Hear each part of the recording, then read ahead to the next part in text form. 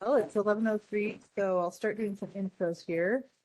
Thank you everyone for registering and attending.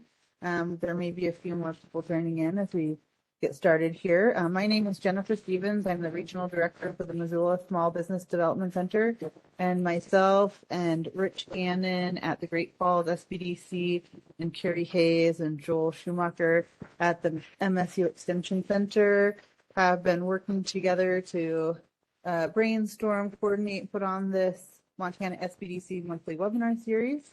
It's a monthly 30-minute kind of high level into a relevant business topic.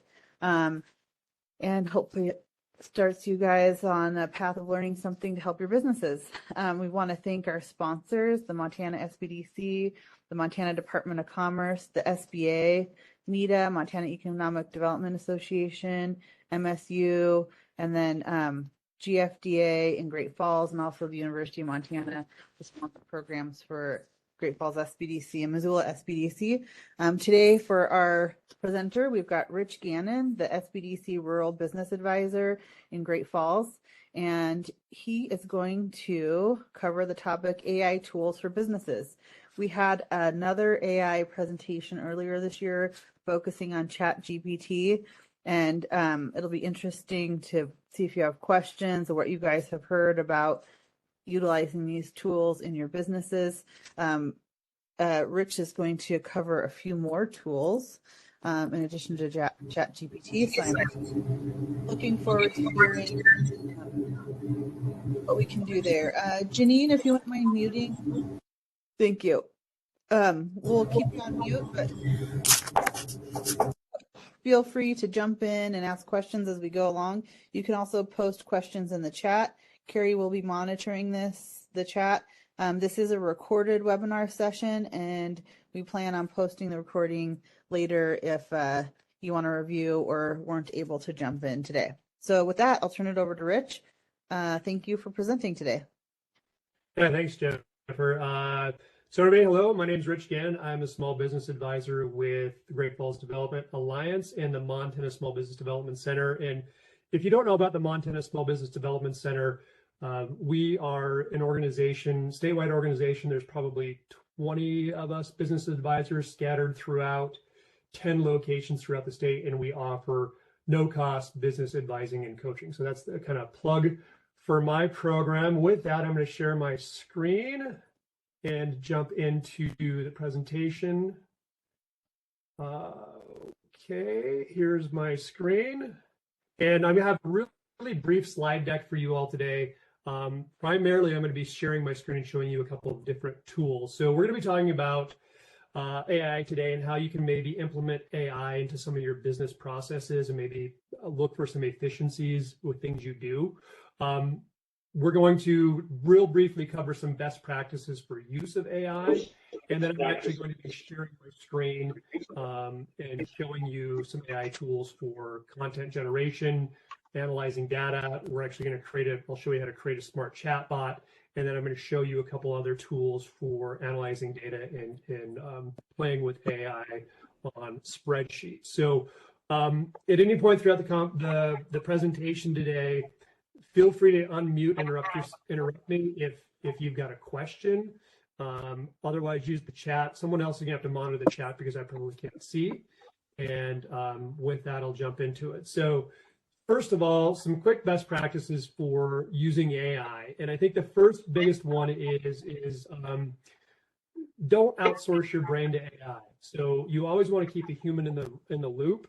You want to double check answers that it gives back to you. And so in the words of Ronald Reagan, trust but verify. So we want to assume that AI is not intentionally manipulating us or giving us false answers, but it does sometimes hallucinate, where it will just kind of make stuff up. So you've got to make sure that the results that it's generating are valid. The next thing is don't just smash the copy paste button. So you want to make sure that you are actually, if you're using AI to generate content, and I'll show you what I mean by that in a little bit. Don't just completely take the AI's 100%, copy it and paste it and use that as your content. over time, that will really start to look like a robot has generated your content. It'll start using flowery words, repetitive language, and it'll just be pretty easy to figure out that it was generated by AI. I'm seeing a lot of business plans lately that I can tell the person has just completely copied and pasted AI, because a lot of what they're writing is just really fluffy, flowery language that is not relevant. And so that kind of makes me a little bit suspicious that they're really not putting time in. So that's just an example, a real world example I'm seeing out there right now. And then finally, don't share personal data or confidential information with AI unless you really understand their privacy policies, understand and trust them. So I would never try to, paste personal, social security numbers, birth dates, things like that into AI, because you just don't really know what's going to happen to that stuff after you press the submit button. So those are some quick best practices for using AI. And the first thing we're going to look at today is content generation. And so this is what I kind of call the low-hanging fruit of AI. This is where you're giving the AI a prompt and it's going to return a result, right? So the better your input into the prompt, the more details you can provide the prompt, the better the result is going to be. So when you're thinking about entering prompts, think of it as, write me a type of text. And so the stuff in the bracket here would be what you would substitute. So write me a type of text that is in this style and tone, featuring or highlighting these characteristics. So an example of that might be, write me a 500 to 1,000 word blog that is funny on why holidays with in-laws is difficult. So that would be a really good prompt for an AI. So when you're thinking about this, the more detailed your prompts can be, the better the results will be. So with that, I'm going to jump into now my actual tools here. So we should be able to see my screen. So the first tool, which is one that you probably have all heard of lately, is ChatGPT. It's about a year old, the fastest growing internet application in the history of the internet, right? So it's crazy how quickly this gained popularity and traction. ChatGPT is really great for content generation. So if you've never seen it generate content, I'll just do a quick example. I've got all these prompts pre-written so you don't have to see me type. I simply put that into this message section. I'm just going to have it actually create a prompt on, or create a blog post based on that prompt about why holidays with the in-laws are difficult. And so it's going to generate, this is going to be completely all original content that it's going to be generating based on that prompt. So you can see for purposes of marketing, so blog post, social media post, creating content for your website is a really, really powerful tool.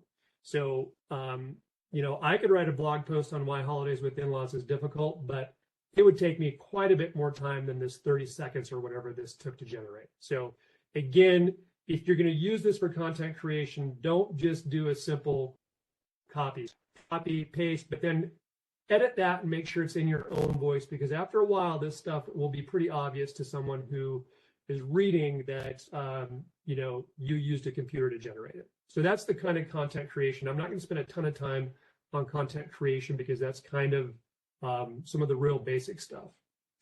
So the other thing ChatGPT can do, and this is just some things to start thinking about to kind of take you out of the realm of content creation, is it can actually help you do some planning. So this is something I could do on my own, but I'm going to ask it to create a marketing calendar for my business. So I'm going to assume that I want a mix of blog posts, social media marketing, Instagram, Facebook, and in-person events for marketing. And I'm telling it, I'm just making this up, that I am an online retailer that sells hiking boots. So this would be a really great way at the beginning of the month to figure out what you're going to do for marketing. So I'm going to give it that prompt, and it will create an entire calendar based on my prompt. So I don't have to sit there and think, well, what type of blog post am I going to write the first week? What type of Instagram post am I going to write the second week? So it's going to generate all this content and this idea for you. So that's kind of a way to kind of take yourself out of the just using ChatGPT or these tools just for simply generating content, and actually pulling it into maybe a workflow process for you in your business. So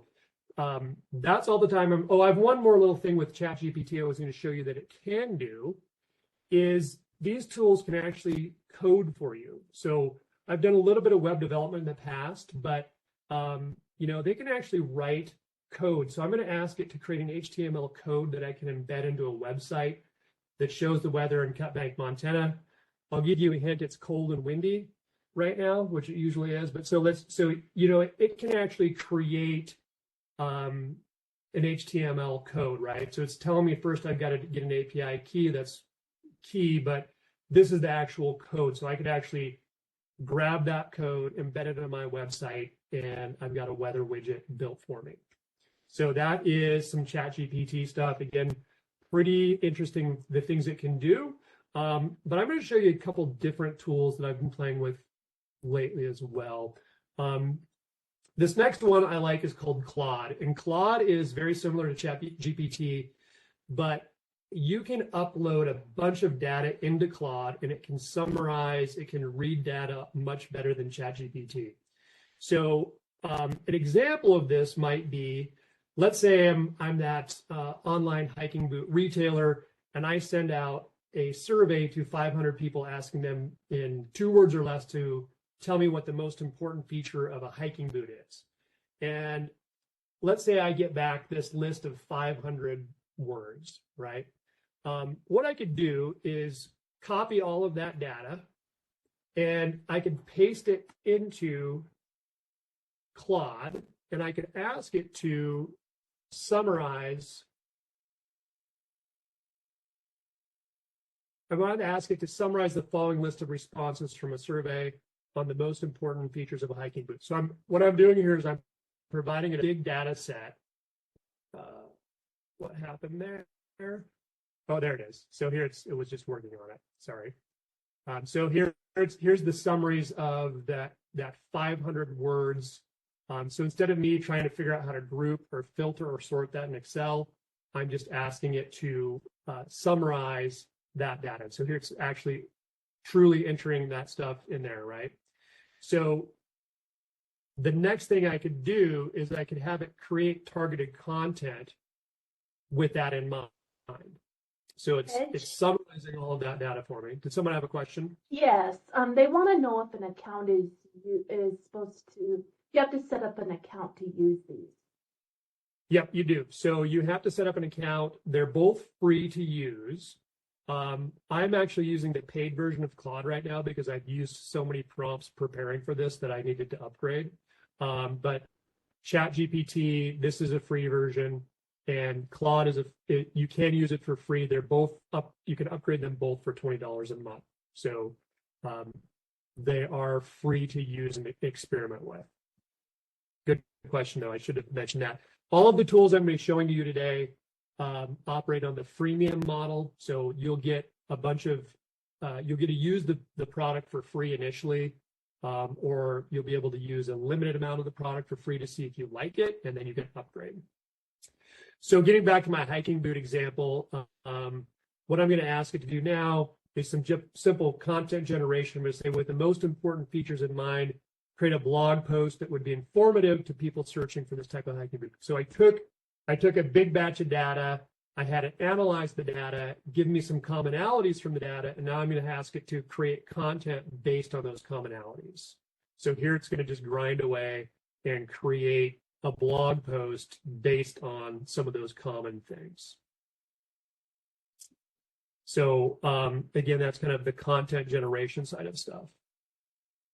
So the reason I do like Claude over ChatGPT currently is because you can put a lot more of this data into it to analyze.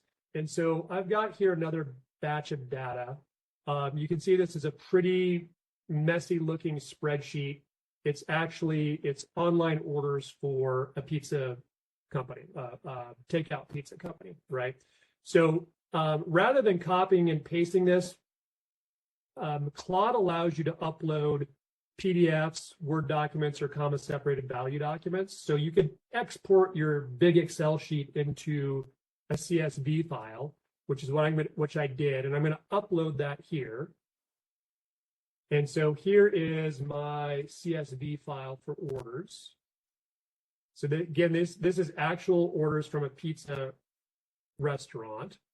And I'm going to ask this tool to analyze the online orders.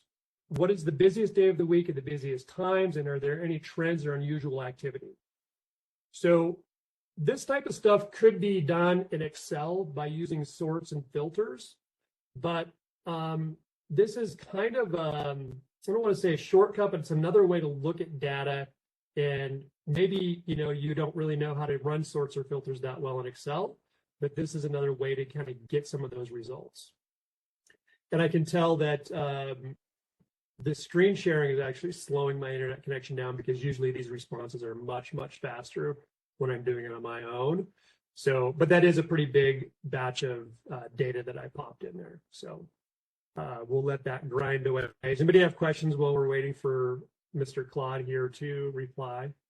Rich, I do have a question. You're showing Excel spreadsheets as an option. Can it use Google Sheets or? So you could take a Google Sheet and export it to a CSV. So this Claude doesn't actually upload. I don't think you can upload Excel. Maybe you can. So it accepts PDFs, text documents, CSV.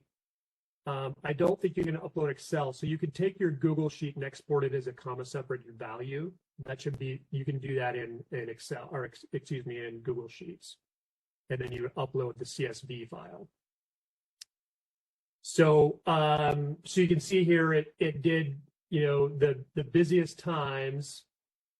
So Wednesday evening from 5 to 8 is the busiest time for this. So trends and unusual activities, much more on mobile orders compared to regular web orders. Increase in July versus September.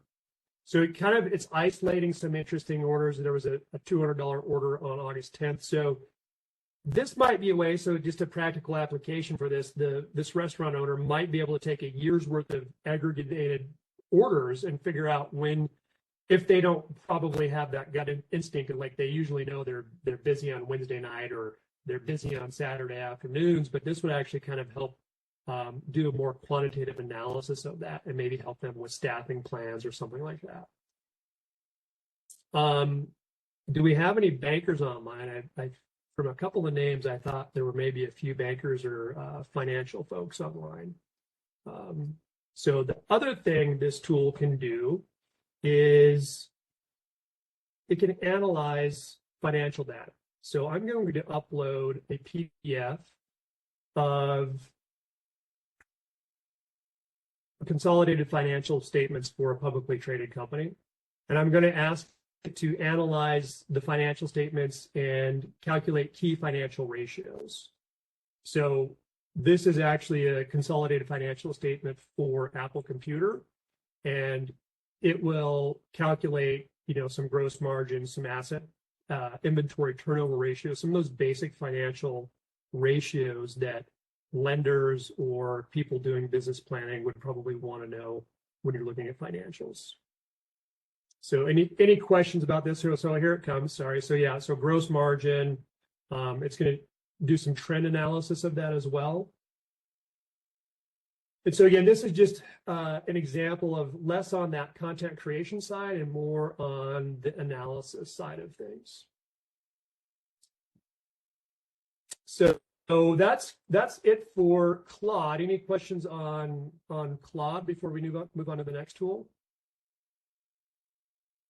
All right, so moving on, the next thing we're going to look at is creating a smart or AI-generated chatbot. So these could be really helpful if you've got a website, a public-facing website where people are, maybe not really reading the content. They want a quick answer, or maybe you've got a really technical product that a chatbot would help explain. The other thing you can do with these chatbots is you could create an internal chatbot. So maybe you've got an organization that has, really in-depth policies and procedures or something like that. And when you onboard a new employee, rather than them maybe having to interrupt you or a supervisor 10 times a day, you could maybe create a chat bot trained on your information where they can actually query that stuff and get a result that makes sense to them, right? So what I did here is I created a chat bot called Smarty Reply. And what Smarty Reply does is he is trained on everything about the Montana SBDC. So I created this chatbot, and I went out there and I gathered as much information about the Montana SBDC as I could. So this chatbot could be embedded into the Montana SBDC website, or it could be used internally as well. So you can share it. You could send a link to someone where they could look at it just through a web browser, or there's code where you could simply drop it into the website. And then the way you train these is you connect a data set to it. So here's the SBDC data. And this is all the data that I used to train this smart bot. So the first thing I did was I told it to go out and index every page of the Montana SBDC website. I also then uploaded a best practices for starting up your business PDF. I just entered some basic Q&As. We get some commonly asked questions here at the SBDC. And then I also just, entered some basic information on some other stuff. So you can upload documents, you can create Q&As, things like that. So coming back here to test it, we can take a look at what Smarty Reply does. And so, I could say, I'm in Lake County, where do I go? So let's see if it actually can reply to it, figure out if you're in Lake County, which SBDC location you should connect with. So if you're in Lake County, you can go to Kalispell, which is correct, right? I mentioned earlier that there's 10 centers. Let's double check that. How many locations do you have? You can see it doesn't care if you misspell things, which I really appreciate. Oh, so here's an interesting thing. It's defaulting back to the Kalispell locations. I could say, ask it locations state wide. And hopefully it returns that there's 10 locations. No, it's still stuck on Kalispell. So with this, you can actually adjust and retrain. So how many locations do you have? Would say, I hope there's 10 centers. So I just retrained this bot to give a better reply. So that's the chat bot. It's I've looked at some statistics, and websites have a much higher conversion rate if they've got a chat bot, a smart chat bot installed. So that means just you'll end up converting more leads that are just coming to your website. You'll convert them to either customers or filling out that form or something if they've got an embedded smart chat bot. So any questions on the chat bot stuff? All right, seeing none, we'll move on. So these next two tools, I have a little bit of trepidation demonstrating them because number one, when I've practiced this presentation, sharing my screen, and we've got just a few minutes left, so I'm going to kind of rush through these, but that's okay. They're really laggy. These are tools where I'm going to show you how you can upload a spreadsheet and get some data analysis through a spreadsheet.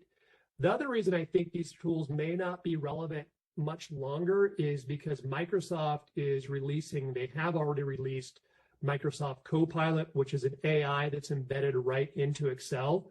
Currently, it's only available to businesses that have 300 or more licenses on a 365 account, but I think that's eventually going to open up for the rest of us. And I've seen a couple demonstrations of Microsoft Copilot, and what it does is you can have really plain English conversations with your Excel spreadsheet, and then it will do all these complex functions based on your inputs. So you might have a huge spreadsheet, and you might say, create a graph that shows the busiest day of the week, and it's going to do all that stuff. It's going to create those pivot tables. It's going to create complex formulas. It's going to do complex sorts and filters by you just entering a plain English prompt. You're not going to have to know a code. You're not going to have to know any of that. So I think that is probably going to kill tools like this, but let me show you what this tool does. So this one's called Luminal. Again, this is free with limited use. You can upload CSV or Excel files, and you can kind of have plain English conversations with these files. So I'm going to upload that online order file that we saw earlier of the pizzas. And so here it is. Here's this Excel file. And so some of the prompts you can do with this is you can have kind of that plain English conversation with it. So I'm going to ask it down here to so I want it to convert the created column to display the day of the week and the time in the AM PM format.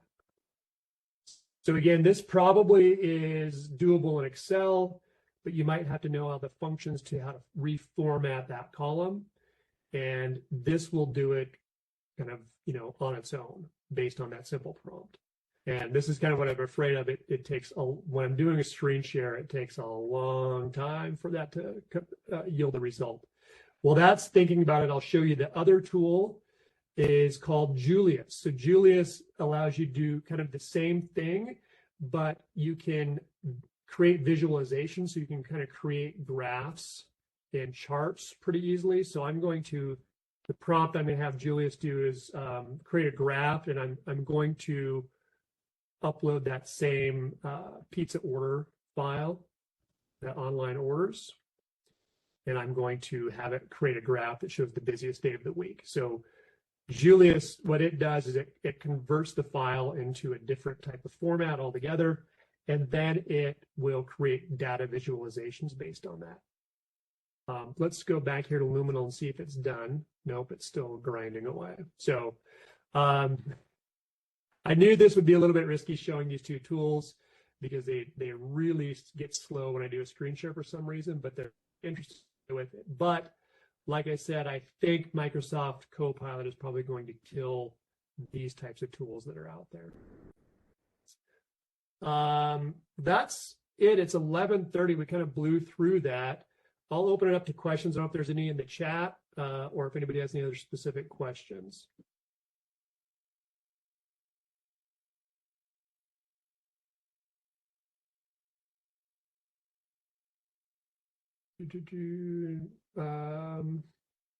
No questions out there. I must have hit it out the park if nobody has any questions.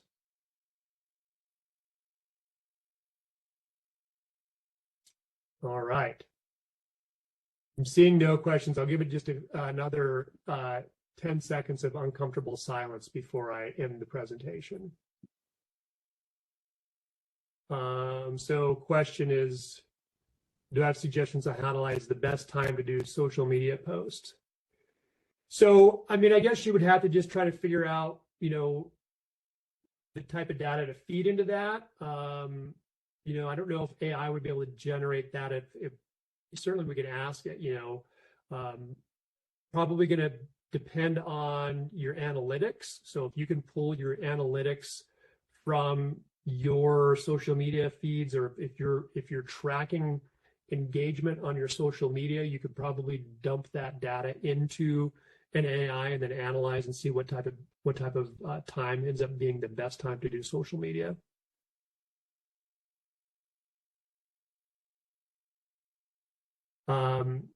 More suggestions for learning about the art of prompt generation. Just certainly research it and try to figure out. I think that structured thing I put there, just being clear on what type of result you want to have it put out. So like certainly if you're doing a social media post, make sure you say, create a Facebook post that is approximately this amount of words long, that has this type of tone talking about this subject. So just being clear to the AI what you want to get from it. All right, no other questions out there. And I'm not seeing that my my AIs did not work here. They're still grinding away. So as soon as I stop my screen share, I'm sure they will probably actually work. So, but I'll stop now. So, all right. Well, we will send out the recording. Certainly, if you have any questions, don't hesitate to reach out to me. I do have a list of the tools that I presented today. That'll be on the slide deck. And if you want to get in contact with me or the Small Business Development Center, our website is sbdc.mt.gov. And I'll send out the recording, the link to the recording as soon as it's posted, along with a link to the slide deck. So with that, I will shut it down unless there's any last minute questions. Otherwise, thanks for attending, and we'll talk to everybody later. Bye.